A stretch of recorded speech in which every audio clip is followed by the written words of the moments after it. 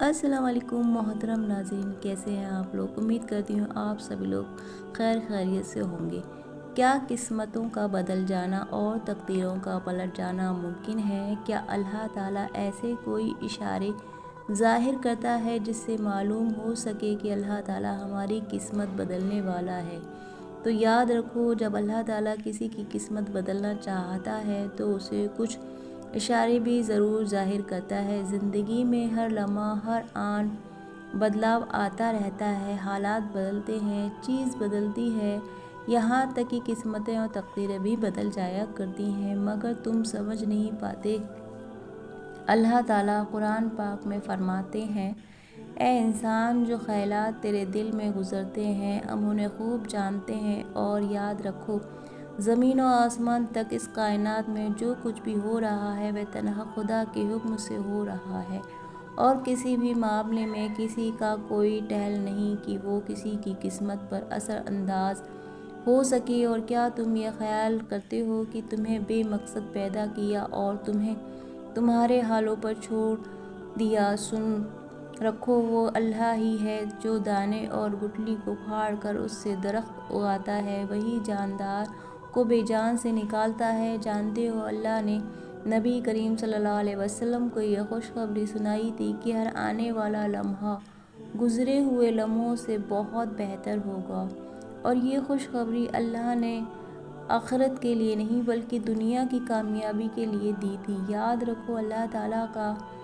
کاتب تقدیر ہے، وہ مٹا کر نئے سرے سے پھر سے لکھ دے۔ وہ جہاں سے چاہے کہانی کا رخ موڑ سکتا ہے اور جیسے چاہے انجام بدل سکتا ہے۔ اللہ فرماتا ہے کہ وہی خدا ہے جو تمہاری قسمتیں بناتا ہے اور بگاڑتا ہے، وہ سب کچھ سننے والا ہے اور جاننے والا ہے، لہٰذا بندے کو اس سے دعا اور اس پر پورا توکل رکھنا چاہیے۔ یاد رکھو، تمہارا مقدر تمہاری زندگی نہیں بناتا بلکہ تمہارا توکل تمہاری زندگی بناتا ہے، اور جو درد تم محسوس کرتے ہو وہ میسج ہے، انہیں غور سے سنو۔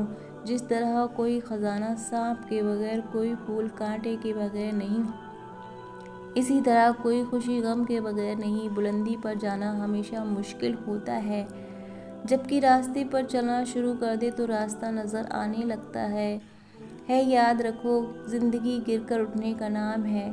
قسمت تب ہی بدلتی ہے جب انسان گر کر کھڑا ہوتا ہے، تو پھر تم خود کو کمزور کیے بغیر اپنے حصے کا کام کیے جاؤ، باقی اسے منصبات پر چھوڑ دو جو کاتب تقدیر ہے۔ ایک حدیث میں آتا ہے، نبی کریم صلی اللہ علیہ وسلم نے فرمایا، تم میں سے کوئی مومن نہ ہوگا جب تقدیر پر ایمان نہ لاؤ، اس کی بھلائی اور اس کی برائی پر، یہاں تک یہ یقین کرے کہ جو بات واقع ہونے والی تھی وہ اس سے ہٹنے والی نہ تھی، اور جو بات اس سے ہٹنے والی تھی وہ اس پر واقع ہونے والی نہ تھی۔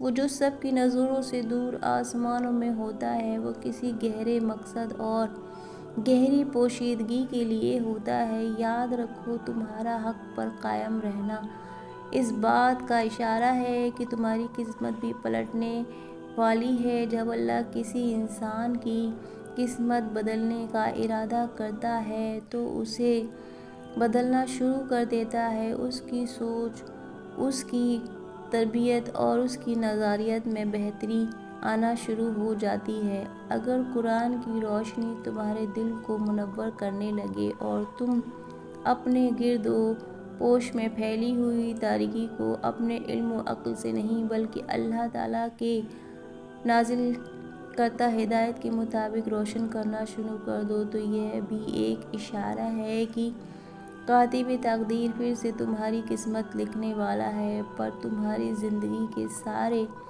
راستے ٹیڑھے سیدھے اور صاف کرنے والا ہے۔ جان رکھو، عرش والا تمہارا دل اور عمل دیکھتا ہے، اور دل دیکھ لے تو دل پھر دیتا ہے۔ قسمت اور تقدیر بھی بدل جایا کرتی ہے۔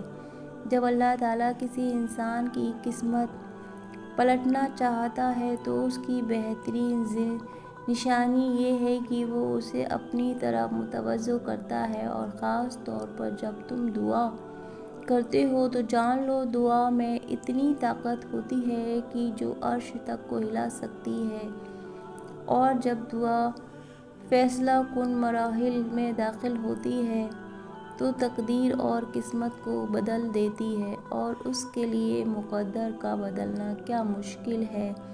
جس نے مشرق اور مغرب پڑھ رکھے ہیں تمہاری قسمت جاگنے کو، تو خدا کا نام بھی کافی ہے، ہزاروں غم مٹانے کو خدا کا نام ہی کافی ہے۔